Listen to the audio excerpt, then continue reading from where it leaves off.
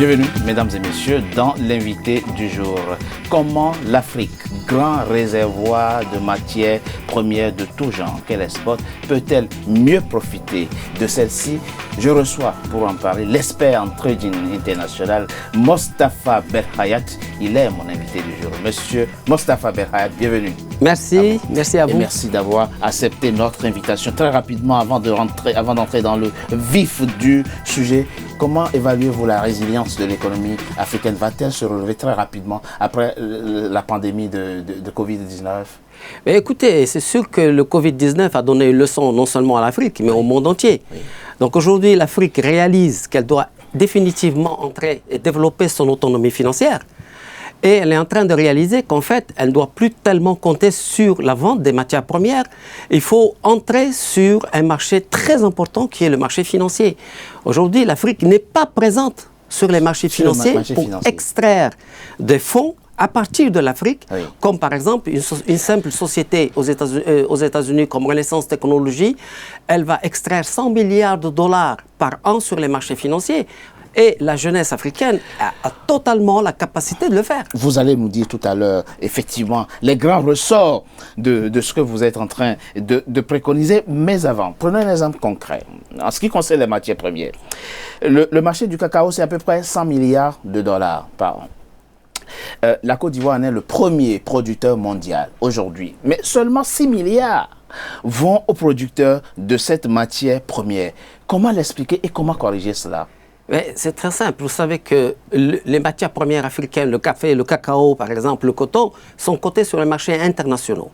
Et sur ces marchés internationaux, il y a des couvertures qui sont faites, des produits de couverture qui sont faits sur ces marchés. Et en Afrique, très peu d'exportateurs ou d'opérateurs de ce domaine-là maîtrisent ces couvertures. Donc, ils restent confinés à vendre un produit physique, alors que les produits de couverture représentent 100 fois le produit physique. Et c'est quoi les produits de couverture? Par exemple, les marchés à terme. Vous savez, par exemple, vous pouvez acheter le contrat du café, du cacao sur le marché à terme. Vous pouvez acheter une option comme quoi, dans 6 mois, vous allez acheter le café, le cacao.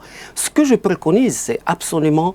c'est facile, en fait, à expliquer. Allez-y. Je préconise que la jeunesse africaine apprenne à maîtriser les produits de couverture sur les marchés des matières premières africaines.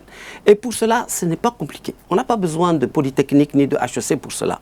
Aujourd'hui, les marchés financiers sont beaucoup plus simples qu'on le pense. Mais comment expliquez-vous déjà, avant qu'on en arrive aux solutions, l'absence de l'Afrique sur le marché, en tout cas la faible importance du continent sur les marchés financiers? Écoutez, vous me posez une bonne question parce que ça fait plus de 20 ans que j'enseigne comment intervenir sur les marchés gratuitement sur mes réseaux à la jeunesse africaine. Et aujourd'hui, il y a longtemps, quand vous voulez faire un site internet, vous avez besoin d'apprendre à coder. Mais aujourd'hui, pour faire un site internet, vous devez juste prendre 2-3 puzzles et vous avez fait votre site internet en 3 minutes. Aujourd'hui, il existe, j'enseigne une méthode qui permet de pouvoir intervenir sur les marchés financiers à partir du Sénégal, à partir du Gabon, à partir du Cameroun, sans avoir à quitter le pays, sans avoir à avoir un diplôme forcément. Alors concrètement, comment ça se manifeste-t-il? Comment intervient-on sur le marché financier de chez soi à Libreville, à Abidjan ou à Dakar? Alors, écoutez, c'est très important cette question. Et je suis content de pouvoir en parler. S'il vous plaît. Voilà. Il y a longtemps, il y a 10 ans de ça, 10 ans, oui, pour pouvoir recruter un trader professionnel, il faut tout de suite payer 1 million ou 2 millions de dollars de prime, comme un footballeur. Vous voulez acheter un footballeur, c'est au minimum 10 millions pour entrer dans la ligue. Les traders professionnels, c'est pareil. Mais aujourd'hui, c'est la chance de l'Afrique, elle est là maintenant. Parce qu'aujourd'hui, il y a des fonds d'investissement qui cherchent des traders dans toute l'Afrique et dans le monde entier. Pour peu qu'ils respectent un cahier de charges, ils vont leur confier de l'argent sans qu'ils quittent le pays. Pourquoi? Parce qu'ils ont trouvé que c'était plus intéressant pour eux de chercher des traders qui ont du talent et ils vont leur coûter moins cher. Et ça va répartir le risque. Et donc, moi, je suis en train de... Et le coût aussi. Et bien sûr. Et là, je suis en train de former... C'est pour ça que vous misez sur la formation des jeunes Africains, oui, des jeunes traders sur le continent. Exactement. Parce que si on arrive à les former et à leur faire passer ces examens, eh bien, un Africain qui n'a pas de capital, qui ne sait pas connaître l'anglais ou le français, il peut se retrouver gérant des fonds des États-Unis et de Londres. Mais c'est extraordinaire, c'est la chance de l'Afrique. Il faut absolument qu'on développe. Vous savez, moi je suis pour faire rentrer l'analyse technique et graphique des marchés des matières premières et l'intelligence artificielle dès la seconde en Afrique. C'est-à-dire un enfant de 14 ans est tout à fait capable d'assimiler l'analyse technique et graphique et l'intelligence artificielle. Et là, l'Afrique sera C'est ça les enjeux de demain. Oui, l'Afrique sera le premier continent au monde à enseigner à la fois l'intervention sur les marchés financiers et l'intelligence artificielle à un enfant de 14 ans. Pourquoi? Parce qu'en réalité, aujourd'hui, l'intervention sur les marchés, c'est en fait, c'est comme un jeu vidéo. Ce n'est plus ce qu'on pensait comme avant.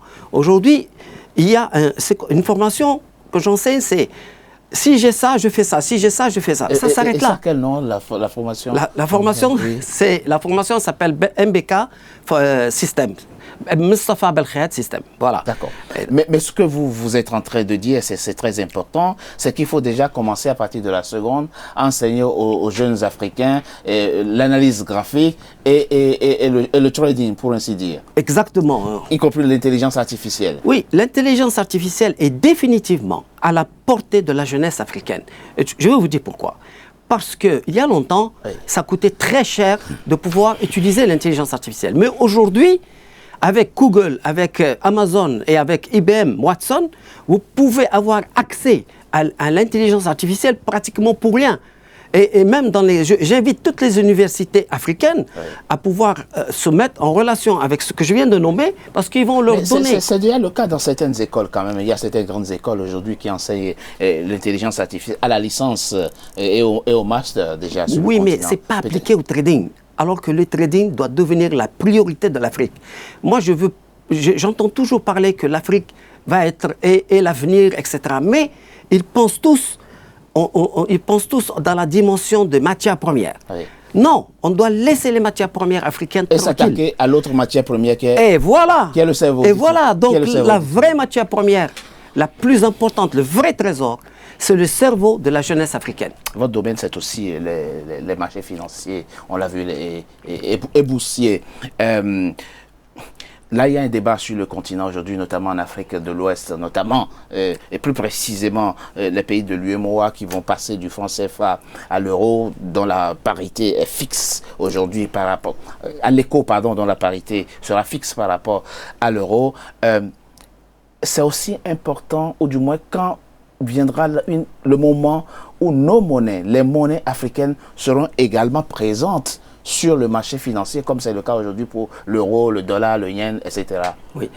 Écoutez, pour cette question de la monnaie africaine, moi j'ai une position très très claire là-dessus. Ça fait plus de 30 ans que je suis sur les marchés financiers et je veux apporter mon expérience à ce sujet-là. L'Afrique ne doit pas tout de suite penser, réfléchir à sa monnaie. Elle doit réfléchir à devenir une puissance financière d'abord.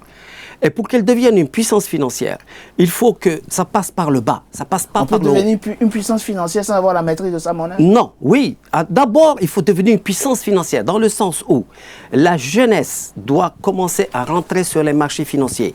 Qu'on doit, à partir de Douala, à partir de Dakar, à partir du Sénégal, etc., on va entrer sur le marché de Chicago, de Londres, et tirer des millions, les amener sur l'Afrique. Et là, une fois qu'on maîtrise l'intervention sur les marchés financiers, une fois qu'on maîtrise la couverture de nos propres matières premières, on n'a pas besoin des autres pour venir nous donner des leçons sur comment nous couvrir sur le café et le coton.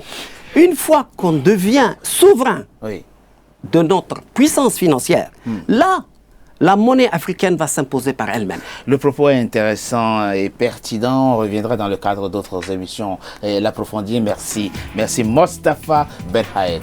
Je rappelle que vous êtes expert en trading international. Merci à vous.